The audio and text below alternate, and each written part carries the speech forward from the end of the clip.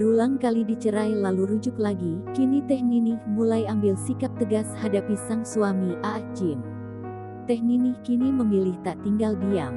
Salah satu kuasa hukum Teh Ninih, Agung Latenritata mengatakan, saat ini Teh Ninih tengah melakukan upaya lanjutan dari kasus ini. Aa Jim sendiri diketahui sudah melakukan talak 3 terhadap Teh Ninih.